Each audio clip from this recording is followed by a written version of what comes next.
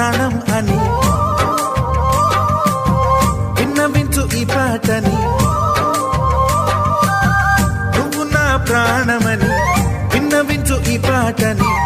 ఎక్కడో దూరానున్నా చుక్కలే విన్నా గాని కదిలించలేదా కాస్త కూడా నీ మనసుని. పరదాలు దాటి ఒక్కసారి పలకరించవేమి. అందరినీ ఇలా వెంటపడి అడగాల సరదాగా నువ్వే ఎదురైతే సరిపోదా. నిద్రపోతున్న రాత్రి నడిగా గుడికి చేరిన గువ్వల నడిగా